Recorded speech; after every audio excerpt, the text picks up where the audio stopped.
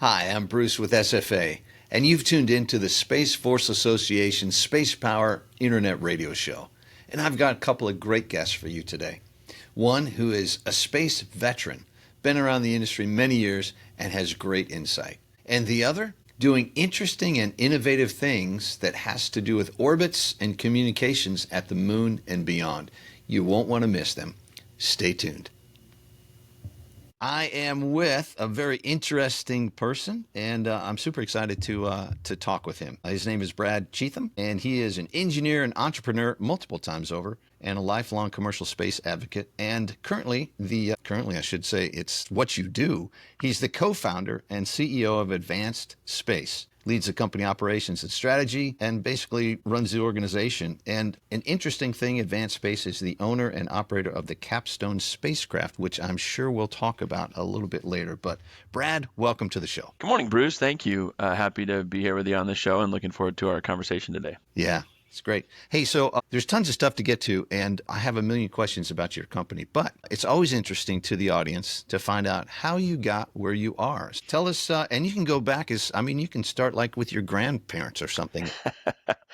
Well, I will say, I'll start back in something like the third grade. I could tell you one of my first memories was the teacher asking, everyone what they were going to do when they grew up, like a third grader is going to know the answer to that question. And I remember saying I wanted to help people, or I wanted to work in the space industry. I wanted to help people go to space. Bless her heart, her answer was, okay, so you're going to be an astronaut. And I was like, well, actually, no, I don't want to be an astronaut. I just want to help people go to space. And for some reason, that memory really sticks with me. And it has continued through when I went to my undergrad at the University of Buffalo. And so, being there as an undergrad and trying to figure out how, what I'm going to do with my life, I was studying aerospace engineering. But to be honest, in that phase, I didn't really think I was going to get to be a part of it. So, to be honest, I was thinking I'll, be an aerospace engineer. I'll design valves or widgets or something.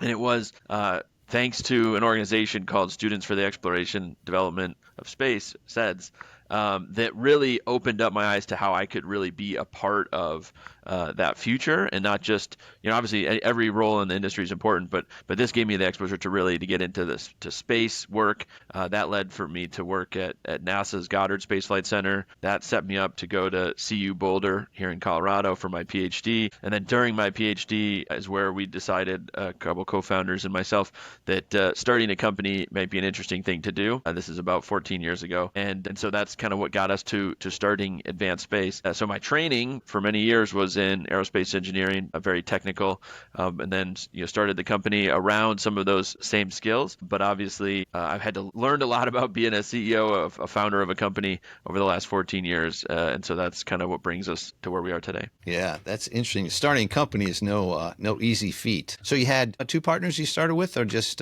Yeah, we had a couple co-founders. I tell people a lot of times, if I knew how hard it was to start a company 14 years ago, I might not have done it. So I'm grateful that I had that naivety or obliviousness of the challenge. But so, in terms of partners, we ended up having 4 original people that started the business. 1 left to pursue other ventures. One of them is still in the business, our chief technology officer, Dr. Jeff Parker. And unfortunately, the other founder passed away from cancer during our journey of starting the company. So we obviously had to overcome a lot of interesting challenges and things. But right now it's myself and our CTO that are still in it as founders and are still running the business day to day. Wow. Yeah. That always, every business founder has a story, and it's challenges, but successes. So how'd you settle on Colorado? Just because that's where your education was? Yeah, so the great education I was able to get, I was fortunate to get hired as a graduate student by really a titan of our field,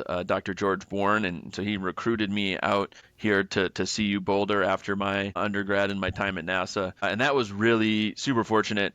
Not only because he was really a pioneer technically in the field we were studying, but that exposed me to the ecosystem here in Colorado, which everybody always talks about, all the beautiful sunshine and mountain views and hiking and skiing. That's all true. But really what I didn't appreciate at the time was that it is really an ecosystem and a community for entrepreneurship as well, where and so people are really have kind of, we talk about here, there's like a give first mentality. So a lot of people will, have coffee with you, we'll talk to you about your ideas, we'll give you advice and help, just as sort of like, almost like a bootstrap mentality. So it's really a grassroots community out here. Obviously, we have big aerospace companies here as well, but really that entrepreneurial ecosystem was something that once I was here, enjoying the skiing and the sunshine and everything else, we found that this was actually a really great place for aerospace and also entrepreneurship. So putting those two together made it sort of a natural place for us to start and grow the business. Yeah, that's exciting stuff. Yeah, you and I were just talking a little bit about the weather. I envy the snow and this. Yeah, we do get snow in May. It's mostly in the mountains, but it does happen. Yeah, it's good stuff. So I'm interested. So you're 14 years in. Congratulations, by the way.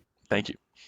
And I was doing a little bit of research on you. So there's a lot about orbits and orbital mechanics. And I mean, what is it that advanced space does? And be as technical as you want. Sure. Yeah, great question. So for us, when we were starting the business, we were grad students. We were not, millionaires or billionaires like a lot of other people that start space companies. And so what we really focused on was starting a company around some of the key subject matter expertise that we had, right, as individuals. And so that led us down a pathway of really leveraging expertise in orbital mechanics and astrodynamics, so the design of trajectories of spacecraft navigation, of all these kind of operations related activities. And so as we've evolved those things that we offer to our customers, what we really focus on are three key areas as we group them. The first of those is we call mission enabling services. So this is where we help people design their trajectories to go to the moon, to go to Mars, to deploy constellations. This is sort of like a more services traditional approach to how things are done. The second key area for us we call is technology solutions. Not super great name, but basically this is where we're innovating and trying to develop technologies to enable missions. And this is where work that we have in autonomy, in AI machine learning, and a lot of these underlying enabling capabilities are developed. And the goal really for those is to figure out how to develop solutions that will alleviate roadblocks that we might see. So, there's only so many people to operate satellites. There's only so many ground tracking stations. So we look at how do we alleviate those bottlenecks through technologies. And then the third one, which is the most well-known and the easiest one to talk about, we call mission solutions. And so you alluded to it in your intro. This is where our capstone mission to the moon would fall in our business, is how we organize it. And that's really where we take our awareness of how to get different places, how to partner, what are the unique requirements, and we really take those unique subject matter expertise, partner with vendors who build satellites or build rockets or build subsystems and deliver missions for customers. And so Capstone, as an example, a mission that we developed for NASA. NASA wanted to buy the data as a commercial service, and then we partnered on all the rest of the elements. That satellite's been at the moon now in space for actually almost 3 years. It was supposed to be at the moon for 6 months, and so we're well into an extended mission. We're really proud of that. But what that whole mission was enabled by was understanding the orbits to get there, the key navigation challenges to operate there, and then partnering with great team members to deliver a system. Yeah, I want to talk about Capstone in a minute too. Yeah. But so this is interesting to me. So you talk about designing trajectories and things to get different places. So I want to go to the moon. So I come to Advanced Space and say, hey, I want to go to the moon. Design me. So I imagine that is kind of like you're building, almost identifying a highway to get to a unique highway. So kind of talk me through that process. Yeah, absolutely. So there's a lot of nuance in how you can do that, right? So the starting point for most people would be like, okay, well, Apollo did it in 3 or 4 days. So I guess I want to do that. And like that may be the right answer, but there's a lot of other things that are in that trade space. Like, how much fuel do you want to use, right? So there are ways to go slower and use less fuel, or you can go faster and use more fuel, right? There's considerations like, okay, for crewed missions, like NASA's Artemis program, obviously, people in space, you want to go the fast route. But if you're sending a robot or a satellite or cargo, maybe you want to take a slower approach. And so kind of trading those, and then when we get into those sort of slower, more efficient approaches, that's one of the areas where our CTO, Jeff Parker, literally wrote a book about this. Everyone always says, like, this is the guy that wrote the book. Like, no, he actually wrote a textbook about how to go to use what we call ballistic lunar transfers. And what that really means is that we're using other gravitational forces to make the transfer more efficient. In this case, we launch out like we did on Capstone. This was a enabling feature of our mission, was we launch out over 1 million kilometers from the Earth, so much further than the moon. We let the sun's gravity kind of change our orbit, the solar perturbations change the orbit, and then we come back, and that fuel savings from that approach allowed us for Capstone to be a spacecraft that's about the size of a microwave oven, as opposed to something that'd be more like the size of a refrigerator. And so those are some of the economies and the efficiencies we can find. But the key, or one of the key challenges there, is that it's a different transfer every day and from every place you want to go. So it's not like this is something you just do once, right? So just for example, like for Capstone, the first time we designed this approach for the mission, it took about 6 weeks of work. Now, one of the things that part of our culture is really focusing on efficiency and economies of scale. So over time during Capstone, and now subsequently, we've taken what took 6 weeks the first time, and now maybe it takes a couple of days, or even in some cases, it takes only hours. But a key piece of that is that we don't get to like cut out quality to make it faster or cheaper, right? A lot of people talk about this as like, commercial can be cheaper because it doesn't have to be as good. We don't really sign up for that version of efficiency. For us, the efficiency comes from maintaining the quality, because our customers, whether they're commercial, they're civil space at like NASA, or they're national security like Space Force, they expect us to deliver the right results, even though we're a smaller company and we're oftentimes doing it quicker and cheaper than others. So for us, that approach really has to get at how are we building tools that make us more efficient, but we don't sacrifice quality. And so that's a lot of what is happening under the hood, if you will, on our team, is figuring out how to keep quality where it is and develop more efficient ways to deliver the same solutions. And that is kind of the crux of our challenge. It's not always easy to point to, but that's where we have an amazing and a really capable and motivated team, and they're always looking for how do we do things better so that we can enable the future that we all are looking forward to building. Yeah, that's interesting. I had no idea it was that involved. It doesn't look that way on TV. That's just, that's just the bottom line. But now you also build software, put together software. So I'm assuming that it's something that took 6 weeks, now it takes a couple of days. So you've packaged that into a software, kind of a repeatable process. Yeah, exactly. So some of those tools are software tools that we use in-house, so to deliver that answer more quickly. I mean, one of the key pieces, like I said, is that quality piece. So for us, it's not really like, just handing out code and hoping people know how to use it, but it's really having subject matter experts who understand the field, using those tools, and then having that extra quality control to make sure what we deliver will work for the mission. And to be honest, almost every mission we've ever been in, something is going to, some problem's going to come up or something's going to change in real time. And so for us, it's really about having that capacity in our team to say, okay, well, it should only take a few hours, but if there's an anomaly or something else happens, we are ready now to surge with the right people to get the mission to be successful. It's hard to avoid every issue you might encounter, but we think if you're stubborn enough and you're prepared enough, you can work through many of them. Yeah. Exciting stuff. All right, let's see if I can get this right. Cislunar Autonomous Positioning System Technology Operations and Navigation Experiment. That's wonderful. Yes, that's Capstone. Capstone, tell me about it. Yeah, so as I mentioned, Capstone's about the size of a microwave oven. I will I don't think it's relatable to say microwave oven, so here's where I'm going to get in a little trouble, Bruce. I actually like to think of it more as like it's like a case of beer, right? Like you've carried a case of beer. You probably don't carry a lot of microwave ovens. So it's a very, very small spacecraft. And the acronym that you very eloquently articulated is basically a description of some of the key pieces of the mission. So the first 4 letters in that acronym, the Cislunar Autonomous Positioning System, or CAPS, is one of those technologies that we were alluding to earlier that we've actually been developing now for several years. And the point of CAPS is to really think to the future where we're headed, and we see this now. More and more operations are happening at the moon, or more broadly above our traditional satellite orbits and geo and below. And so for those missions, we don't have the luxury of these really great navigation satellite systems like GPS, which our Department of Defense has given away to the world. We don't really have that in deep space and at the moon.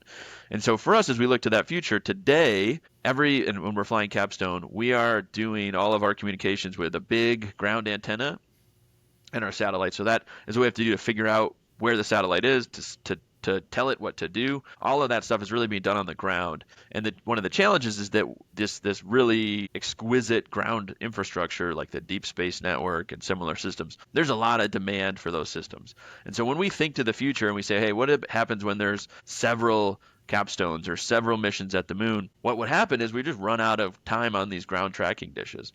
And so CAPS as a technology is really meant to be a solution to that need of figuring out where is everybody flying around the moon. And so that autonomous positioning system, which we've now demonstrated on Capstone, is really kind of thought of as like a GPS alternative for the moon without having to build out a constellation of satellites. So the idea here is that by satellites talking to each other, in the case of Capstone, we're partnering with NASA's Lunar Reconnaissance Orbiter.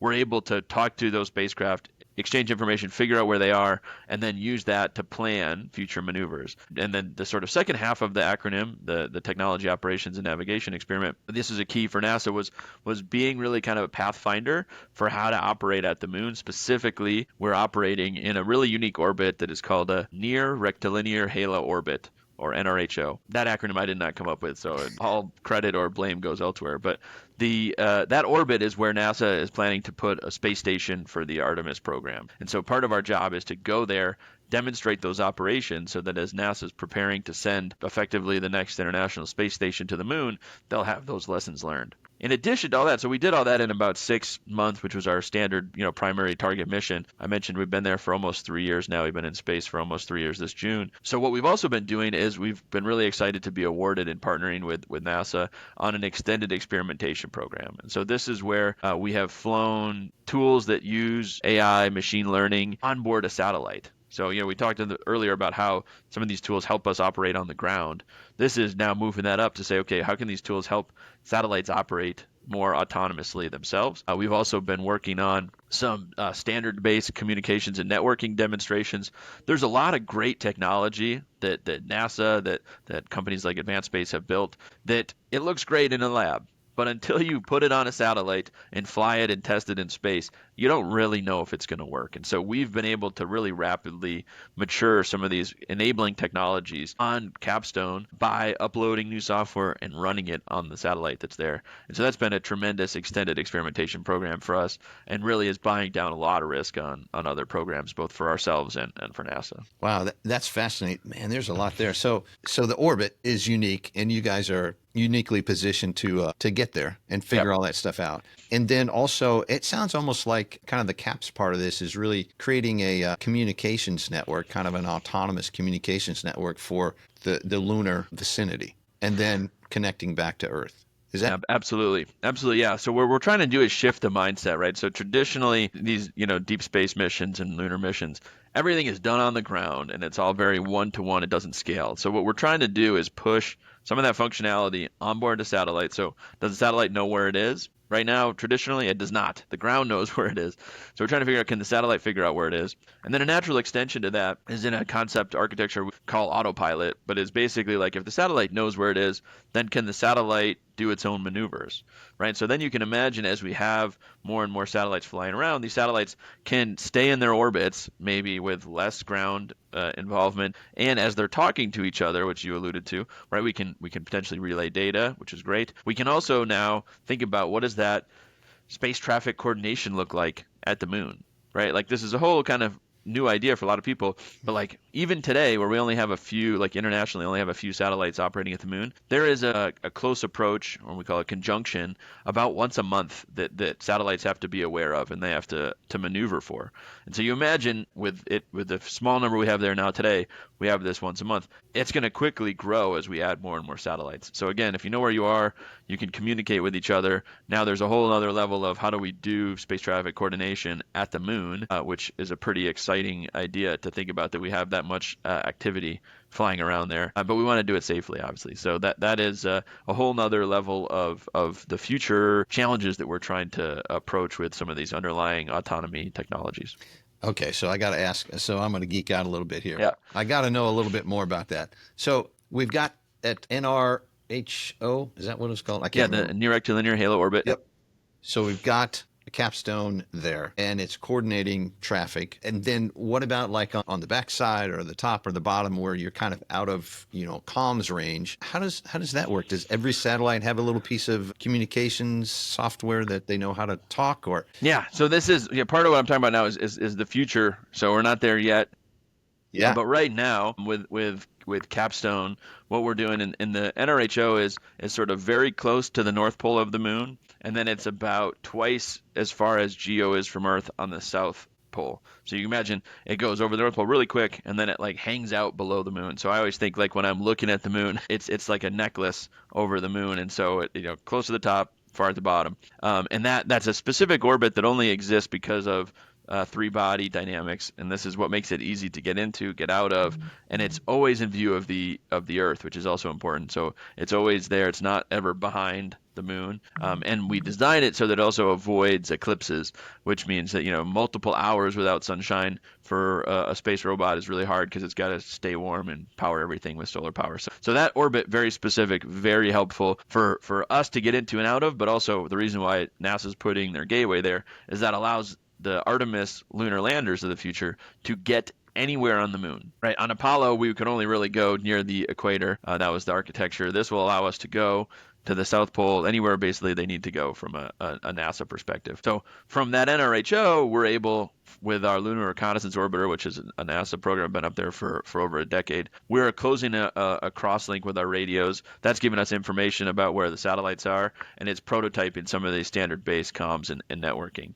As we look at all these other missions today are still operated just using ground links. Right. So today, all that space traffic coordination happens. Actually, NASA does it as a service to the international community to say, everyone tell us where you are. We'll figure out how to avoid people interfering with each other in terms of being in the same place at the same time. And so that is what we're looking at. Like, how do we evolve that at the Moon? And we think these technologies like onboard nav states, cross links where satellites can actually talk to each other, we think those are all going to be key parts of that. Otherwise, we don't see how the system is going to scale sustainably. Yeah, interesting. Have you guys thought about, would this be something that you could extend to like solar system wide? In the future, maybe there's asteroid mining going on and there's multiple spacecraft, exploratory things happening in different places. Would it make sense to expand it that way? Absolutely. So a lot of the underlying capabilities that we're showing through Capstone, through CAPS and related autonomy experiments are totally extendable to Mars or Venus or asteroids or whatever they are. Because you can imagine they have the same problems, right? They may not have the same problems today, but they will as those operations increase. So for us, a lot of these capabilities are directly extendable out into the solar system. And then honestly, also what we're seeing is they're extendable kind of back in closer to home. So we're seeing applications for some of these underlying functions in orbits like GEO, which obviously is important to commercial, civil, and national security stakeholders, where we can use autonomous operations to be more resilient or to reduce costs or however, your optimization function works. Yeah. Wow. And means you guys get to design more orbits, and I can only imagine all the brain power that goes into all that stuff. And then that really starts to become where there's a lot of efficiencies, honestly, Bruce. So, when our team is solving similar problems repeatedly, it's where we get economies of scale. It's where we get benefits of automating processes. So that is part of the magic, if you will, is that we're having a really motivated, smart team working really hard problems all the time. And so they just get better and better and better at these type of things. That's exciting stuff. Hey, so tell me a little bit about, so where's Advanced Space heading? Rub the crystal ball a little bit. Tell me where you're going. Absolutely. So things at Advanced Space have been really exciting lately. So one of the things that's a little unique about our business is that we don't have outside capital, we don't have investors, we're not publicly traded. So for us, our commitment is really to our purpose. And so we started the company to enable the sustainable exploration, development, and settlement of space, which I'll be honest, 14 years ago made us a little crazy, but we embraced that. That's really what we're passionate about. And so as we've been reinvesting and growing our customer funded projects, our team has been growing. So we are almost at 100 people. As a team, we're hiring, we're growing in most of our key areas. And for us, that's all growth to support things like we're a part of a team that NASA has that's going to do the first formation flight around Mars, a mission called Escapade that is set to launch later this year. We are developing these AI and machine learning tools like we already kind of alluded to We are helping support novel technologies for space situational awareness. We have several different missions like Capstone that are in various levels of development, going to the moon, looking at other destinations. And so all of that work is really driving a need from our team to grow. And so where we're headed is we're growing, but our goal is to grow our ability to contribute to the industry. We hope more than we have to necessarily grow headcount. And I say that because our goal is not to be, 100,000 person company. Our goal is to be able to deliver the capabilities we need and as efficiently as we can. And so this is an interesting opportunity we see for people who work on our team, because we respect that there are, as I mentioned before, we have to do things with quality. We respect the sort of standard process, but we also have a culture of innovation and saying, well, just because it's been done that way, does it still have to be done that way? And so we're always kind of looking at where can we automate, where can we streamline, and where can we innovate.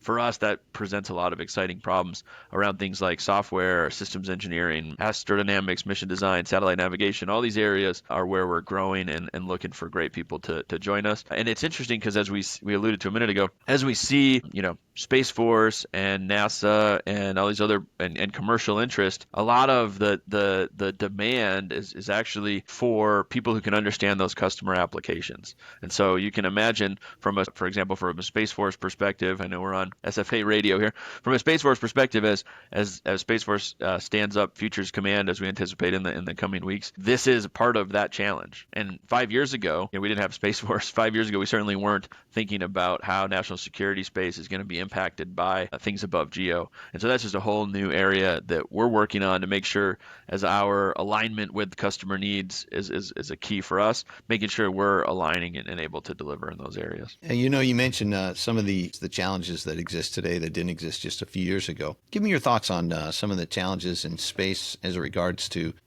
that the Space Force is looking at, and some of the unique challenges that you see, and maybe how you contribute to solving those. Yeah, I think part of the challenges that I would say probably Space Force is facing are similar to what I think we have seen, and I think they all revolve around some variations of scales, right? So whether it's the number of satellites, right? It used to be, hundreds, and now people are talking about constellations themselves that are thousands, right? So that's just orders of magnitude more complexity in lower orbits. When we start thinking about the time scales, right? We used to, on some of these other orbits, think, we have days to process decision chains, and now that needs to be minutes, right? We start thinking about space situational awareness, before we were worried about, geo and below, and now we're talking about being worried about all of cislunar for space traffic coordination reasons and national security reasons. So I think that what we're seeing is that the scales and all these things, whether that be the volumes that are involved, the number of things, the timelines we have. So scale is really what's challenging us. And I think in some cases, and we're working with customers on this, we can create tools to get at that problem of scale. But in other cases, what we see, and this is sort of the uncomfortable part of the conversation sometimes, is we can't innovate inside the existing structures to actually get at the problem. Because if pieces of a decision chain are different organizations, then you're never going to get that inter-organizational communication time to minutes, right? You have to rethink how we do all these pieces. And so that creates not just technology challenges, but obviously also organizational and operational challenges. And so I think that's where, as we as a company, and I think as our customers look forward, that's where we're going to see a lot of challenges. But as an entrepreneur, I look at challenges as opportunities. So that's where I see autonomy on the ground, autonomy on satellites. Some of the tools we've done that leverage AI and machine learning. We're not talking about something that is like, is it a cat or a cupcake, right? We're talking about retraining neural networks to design maneuvers on satellites. And so those are no kidding value added efficiencies. And our hope is that as we're looking toward that future where scale is becoming that challenge, that some of these innovations can help make that future scale be more tenable or reasonable to address. Yeah, it's you're doing some interesting things. And Brad, I appreciate you coming on the show and talking with us. So we've been talking with Brad Cheetham. He's the CEO, co-founder of Advanced Space, and doing some truly advanced things in terms of orbits and communications, and doing some really interesting things. So if people are interested to find out a little bit more info, where do they go? Great. Thank you, Bruce. Yeah, it's been a pleasure talking with you this morning. For more information on the opportunities we have for people to potentially join our team or just to follow along on our missions, our website is advancedspace.com. We post mission updates there. We post opportunities to join the team there, and we'd love to have people reach out to us if they have specific follow-up questions through that. That's great. Thank you, Brad. We'll be back on the SFA Space Power Show after this. The Space Force Association is a way you can get involved in the space community, network with military, industry, and academic leaders, and support our Space Force and the guardians who protect us. The SFA provides opportunities to research, inform, and advocate for a strong Space Force. SFA will keep you informed on the latest developments in space and our Space Force. Show your support. Sign up today at ussfa.org. That's ussfa.org. I am excited today to have as my guest Marty Amon, who is a distinguished aerospace executive. He's got over 2 decades of experience in the space and C4ISR sectors, and he is the current SFA president for the state of Florida. Marty, welcome to the show. Hey, Bruce. How you doing? Good. Doing good. Well, you and I know each other. I'll just be honest with the audience here. We know each other. We're both in Florida. Our kids even grew up together, so way back in the day. But I realize in getting ready for this show, there's a lot of things I don't know about you. So why don't you, one of the things I always like to do with guests is get a little bit of their background, as far back as they want to go. And you're free to tell any deep, dark secrets. Nobody but me, you, and the internet will hear. And just tell us a little bit about yourself. Yeah, the internet. There's only like a few billion people out there. Small audience. You know, I could go back way far back and some things that shaped me as far as my career. But I always say that, I retired out of a small startup called Northrop Grumman. And that always, I put in quite a few years there. I mean, almost over 30 years. And over that time frame was pretty amazing. Pretty much all in the P&L side and growing organizations and doing some really great stuff. I was never in the military, but I supported some of the greatest, military leaders and operations and stuff along the way, from, building satellite systems in Australia to all across the United States, to running air traffic control in the UK, to a lot of different programs, to the end of my career actually working the Distributed Mission Operations Network out of Orlando, which is still going strong today. Matter of fact, a lot of the programs that first initially started back in Northrop Grumman, I mean almost 20 years ago, are still working out today. And many of those programs that we won and executed on shaped a lot about where I'm actually at today, although I've taken a lot of other positions and jobs since Northrop Grumman. There was just some key aspects of that job that really brought home the need to be part of a group where you can give back to the military. Yeah, so tell me about some of those key things. What were the key drivers there that you really learned at Northrop? One of them I remember pretty clearly. We were doing a program called the Tactical Network Analysis and Planning System Program. You got to have a lot of acronyms. It was TNAPS, and it was for Boston. Well, it was actually Electronic Systems Center at the time. And it was basically plans out all your tactical networks. And it allows you to do cut sheets and set up your whole networks. It was a really cool little program that we did for the Air Force, and it was used by a lot of people. But I was working with a contract with DISA to actually tie it into some live networks. Nobody ever did this before. We were actually tying that program into some of the drain pans. So I went over with a couple of my guys over to Saudi Arabia, and this was back during the Gulf operations and war. And I was in the JCCC, which is Joint Communication Control Element. And, we're just working on getting it all communicated. Then all of a sudden somebody, one of the military guys came in and says, hey, Marty, we need you over here. And so I went through some tents, and I went through and I'm sitting in the control room, and there, of course, there's those big monitors back then, but there's our system that we developed that, everyone was coding at the time and that, but this guy goes, hey, this connection here, we can't seem to get this connection. I'm looking there, and there's the whole Gulf War on this system, and these guys are dependent upon it, and he looks right at me and says, hey, this is the vendor.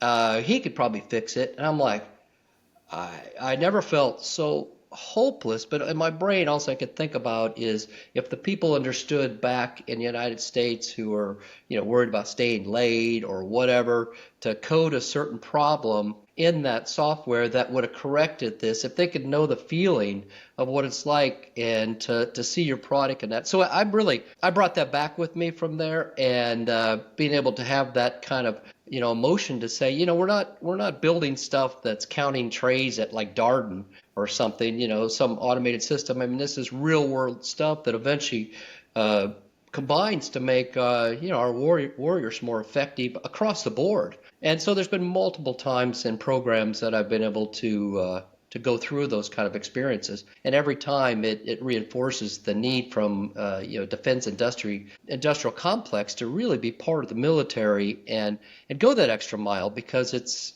really more important than some of the other programs. Yeah, I could tell.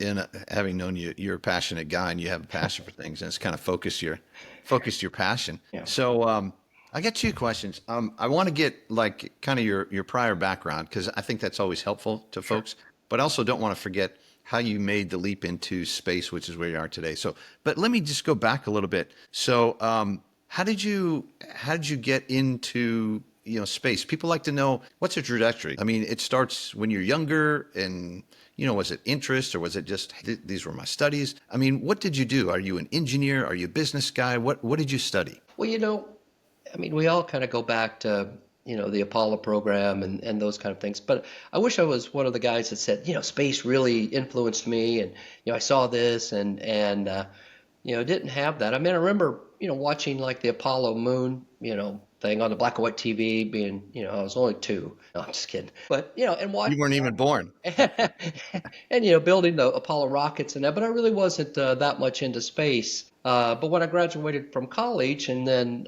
went into business, and we just bid on an opportunity, which was to develop the Common Network Planning software at the time, and it was to do the military at that point, the Space Force, wasn't the Space Force then, but the Air Force Space was putting up a program called the Wideband Global Satcom. It was called the Gap Filler at first. And so we bid on this software, the Common Network Planning software. There's a lot of people out there to love this.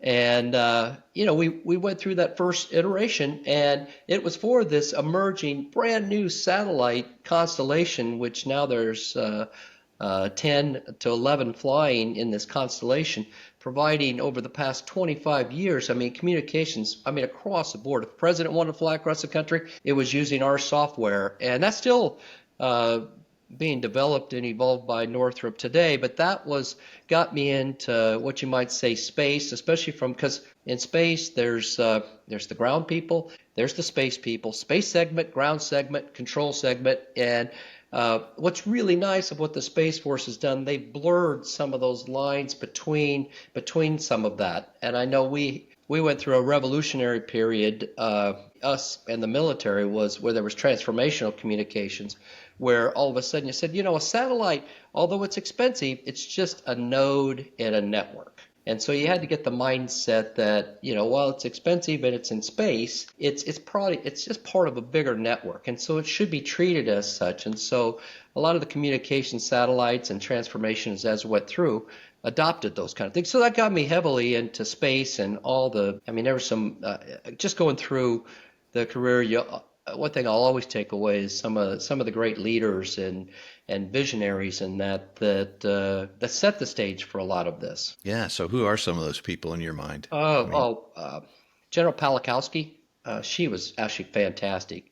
I worked with her on 2 different sides. She's long since retired, and I forgot where she's actually at, but was just actually fantastic. She was part of the transformational communication side. She was also one of the first persons that started distributed mission operations, because she was at Wright Pat at the time, and there was a pilot that had an issue, and they lost an airplane and maybe a pilot, I think, and because they didn't have good training. And so she started the first part of distributed mission operations, which is called DMO. which actually builds on what's going on with the Air Force across the board. Now a little bit of what the Space Force is adopting, this ability to train as you fight, live, virtual, and constructive simulation. She was on the forefront of that, and then she was also in her various roles. She eventually became a 4-star general, and I hope a 4-star. I think I got that right. 4 stars to me. Anyway, so she was just amazing. And so she touched a lot of people's lives, and she was one of those people. Yeah, that's amazing. I hear those stories. It's it's interesting right now because, pardon me, there's just in the context of global, I'll say tensions. Yeah. There are a lot of challenges and actions that people are thinking about taking and things like that. Space, to me, is at the forefront of that because you must be able to command what's happening in space to have any hope of being successful on the ground. That's my personal view, and I think that's backed up by a lot of the folks I talk to on this show. But from your perspective, what are the kind of the key challenges that are out there, and how do you think we're addressing those? Well, to bring it home, I could look all the way around my house, and I'll venture to ask you, Bruce, do you have a Rand McNally map anywhere in your house? Not anymore. Yeah. I mean, if the whole thing, a day without space, is a frightening thing. And so it starts to bring it home just how dependent we have become on space and the network and those kind of aspects. I mean, I could find a Rand McNally. I'm going to go get one if I can find one because, Lord forbid we don't have phones and our kids and everything would just be, everybody just walking around not knowing what to do. So, when you think about how, Saltzman just addressed Congress and that, space really has become the backbone of our military defense and the infrastructure. It is the ultimate high ground because if that all goes bad and it can go bad quickly, there's so many interdependencies that we live on and that we depend upon today, that defending that both from potential adversaries and just making sure you have connectivity and all the technology that goes into that, it's just extremely important. So what the Space Force is doing, launching more satellites, being able to go in space, out of space, hypersonics, tracking not only space debris, but what happens when rockets go in, they come back, now they land. And so the world is moving very, very fast. And for some disruption in that pattern, I think would be catastrophic. So I think, I don't think anybody wants to scare anybody, but in the same sense, the Space Force has such a critical mission set now as being the ultimate high ground. Yeah, I couldn't agree with you more on that one.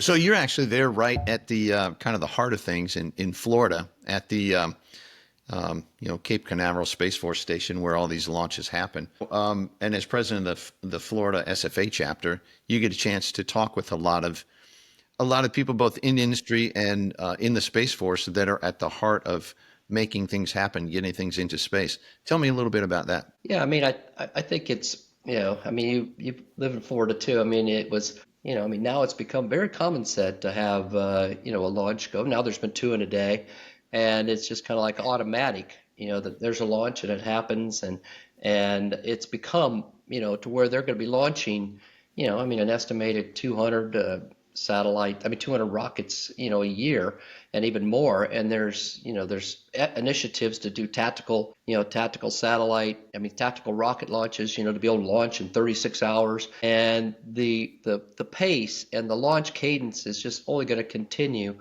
with multiple sites. And this is the dynamic of everything that's going to be going up and coming back down. I think there's 46 different spaceports now that are in various stages of evolution. And so this world of being able to go to space, come back from space, and launch critical missions, but also commercial missions is just daunting. And the fact that the Space Force and the Assured Access to Space group over at the Cape have basically been able to, and Vandenberg, have been able to, work with commercial companies, get this cadence safely, launch as many as they do over time, and with the growth pattern is it's impressive. It's really impressive. No other country's doing anything like like the United States is doing, and especially the Space Force. Yeah, I agree with you on that. Since you have such a great vantage point at being right there, where rockets are launched. So over the last, say, 5 years or so, what are the biggest changes that you've seen? There's been none. No, no.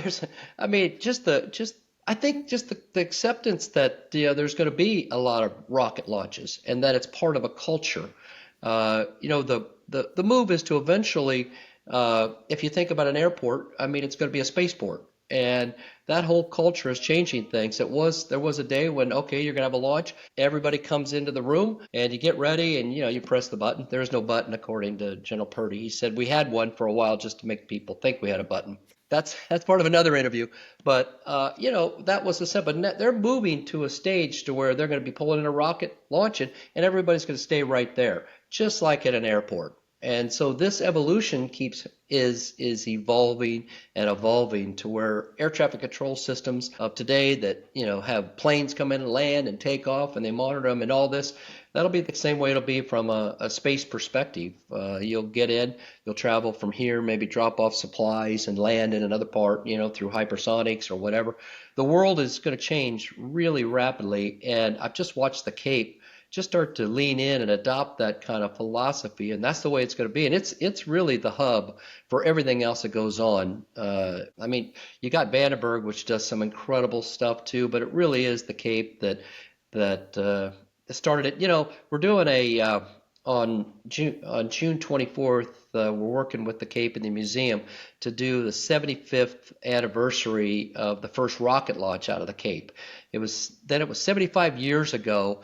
And it was a V2 rocket, I think, out of Germany. And so they brought the scientists over, and it's kind of fun because it was the Army that first launched it. That's going to be kind of fun because, I think back then you look at some of the pictures, I don't know if they really realized what the kind of rockets and stuff that would be out of that place at the time. They picked the Cape and said, you got the ocean, you can launch, you're not going to hurt a lot of stuff. And, so it's going to be fun. That 75th, I know General Purdy's going to give kind of the opening remarks. And so looking forward to that. Yeah, that's but just a plug for that, for the museum out there. Mm-hmm. It's actually on the Space Force station. Mm-hmm. And you can get special permission to get out there, but you do have to get special permission. But it is a treasure trove. I mean, that is the birth of the space program for the United States and continues to this day. Kind of in that same vein of continue to this day, you've got the Space Force Association chapter that you run is really active in getting some amazing access to some of the military folks. And you've got something coming up, and by the time folks hear this, it will have happened. Mm-hmm. You've got a meeting or a dinner coming up with General Sheba, and you've had a number of folks. You've been able to participate in chapter events. Tell us about that. Well, the event is tomorrow night, and it's really exciting. I had an opportunity to interview General Sheba, and I'll talk about some of these interviews I've done because I think it's pretty cool. But he's going to speak, and it's really dynamic because Central Florida. I had both a little bit of the space side, and I also came out of the distributed mission operations. So seeing the training and simulation world. From a Space Force perspective and bringing all those together from the Air Force, the Marines, and the Navy, and bringing this modeling and simulation world together and STARCOM moving here, and General Sheba leading that and talking about that and how it's going to change the dynamics of technology. Because eventually, as that old word, you train as you fight, but you test and you train in a simulated world. Simulated worlds really start to become close to reality world.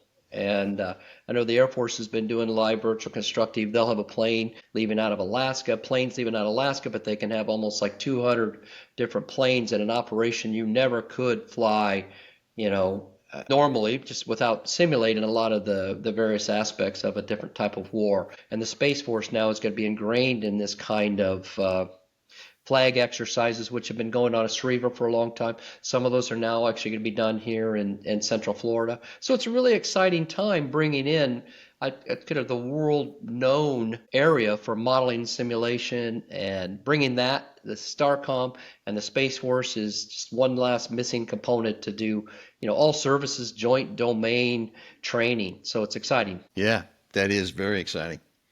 Hey, let's shift gears a little bit. You had a great idea. I'm going to take you up on it. Some rapid fire questions, kind of No, like free it was association to do stuff. 2 rockets like between 2 ferns. There we go. Exactly. All right. Here, you ready? I Okay. think. You think? All right. Let's do it. Um, Low Earth orbit or geostationary orbit? Oh boy, they both offer advantages and disadvantages. Currently, probably low Earth orbit is probably more desirable because you can put a bunch up, but they move around a lot, and so they're two different domain. I come from the geo world, and something about having stationary, but they become juicy targets. I remember Mike Griffin when he first gave a threat briefing at the start of the Space Development Agency, and he says, we can't have. It's almost like the geo satellites are like a ship in Pearl Harbor, and so we need to have this proliferated satellite layer, and that was before even LEO was tested. I don't know. I was kind of from some of the GEO side, and they said, the LEO side will never work. They'll never get it together. But the LEO people got it together, and so this proliferated, LEO constellations with GEO creates this very resilient, hybrid architecture. So if I had to pick today, I would still stay GEO. Yeah. Okay. You're Old showing your school. age there, Marty. You're showing your age. Yeah. AI-driven mission planning or traditional? Oh, you got to have AI. I mean, AI is everything. I don't even know for sure if you're real. I mean, you're talking, but yeah, who Not either. knows? All right. You ready for another one? Yep. All right. We're getting personal here. SpaceX or ULA? Oh, that's a tough one. I really like the ULA guys because they're really big SFA supporters, at least of the Florida chapter. I mean, we ask for rockets, they give us rockets. They display. They're really into like the golf tournament, which I have my shirt on. Which Oh, nice. I Yeah. lead. This will be the third annual year, so I'm real excited about that. Saltzman plays, and so I'm gonna go ULA. Ooh. Ugh. Okay. All right. You're on record. Well, there went any. Would you rather debug satellite software or negotiate a defense contract? Oh, I would rather negotiate a space contract. I did that for Australia, and that was although it was tedious and long, I just don't think I could debug software. I'd have to use AI, just pull it in and press debug. So I'd rather negotiate a contract. You might be one of the few. Yeah, I'll have to ask that question Maybe. to some other folks. Maybe. We'll see how that goes. Hey, I tell you what, Marty. This audience is global, but I'm sure there are some people listening from Florida that might be interested in connecting in with the SFA Florida chapter. So how do they get involved? Well, I think just go to the SFA website, and you can go to the Florida chapter, and you just join SFA. I mean, I think for non-military it's $35. For military, it's free, and you can just join. And from there, we get the email, and then we start reaching out, and you get email connections and things like that. And so we have networking events every month, and we try to get together. We're trying to go into. I'm working with Texas and how they do chapters, and so we're working at you have one broad state chapter, and then you do satellite chapters, and I think that's how we kind of are going to start to operate. And we're going to try to do a South Florida, Central Florida, and then North Florida. But we're working kind of like how do we standardize that with Texas, who's doing kind of the same thing. They have satellite chapters, and so as we keep evolving, when we first started our chapter, there was 4 people, and now we're over 420. I mean, maybe it's today. I think it was 450, something like that, of members, and so it's growing. And so as it grows, you get networking events, you start making kind of connections with people, and it's just a fantastic opportunity. Yeah, absolutely. And you get to, mix, rub shoulders with people like General Sheba and other folks as well. So Rub shoulders, but yeah, yeah. yeah. Metaphorically speaking. I mean, metaphorically. to go along that lines, one thing the Space Force has allowed me to do was do some interviews with some of these great leaders that I've admired through my career, and actually, are doing certain things. Very first interview was nerve-wracking, but it was with General Purdy, who's pretty easy going in that. He helped me with actually some of my. You come from some of this world. He helped me with my lines. He says, "Can't you just say Space Force Base Patrick?" And but anyway, that was great. And he was going on to a major role, which he's done very successfully today. Colonel Horn, who is heading up all the operations of this need for all these launches. Colonel Shoemaker, who was getting ready to took a role out at Vandenberg. All these guys just fantastic, and especially when you get into kind of their personal lives and their drive and their military background. As I talked about, I got to interview General Sheba, so it'd be good to hear him talk again. And then just most recently, Colonel Hendershot. He was really good because he's doing the tactical space, and their mission is so dynamic in the fact that they're 36 hours. I think it's something like 36 hours need to be in space, and then most recently was Vice Marshal Goddard, out of the UK, who's in the Space Force headquarters, and he gave kind of a different perspective. So, now that I've had the opportunity under the Space Force to actually sit down with these great leaders, they all kind of give me one takeaway is that they're, first of all, highly committed to the Guardians that are coming up after they leave and after they move forward. So there's this sense of legacy, and the Space Force is kind of coming on its own. It is now establishing its own legacy. To see how these leaders have set the stage, and then 10 years from now to 20 years from now, they'll be the people that have set the stage, and they're highly aware leaders of the legacy they're doing and the ground they're breaking as part of being,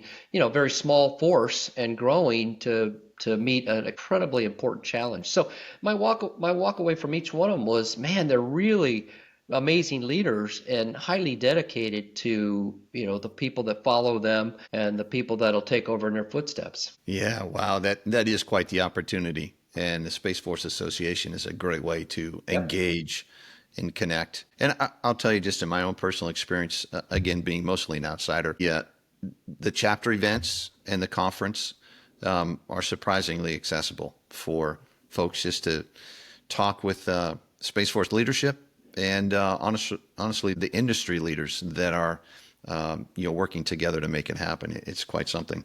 Absolutely. Well, hey, Marty, thank you for taking some time to talk to us today. This has been a chat with Marty Amon, who is the Space Force Association chapter president in Florida and longtime career in space-related activities and organizations. Thanks so much, Marty. Thank you, Bruce. Take care. You've been listening to the Space Force Association Spacepower Show.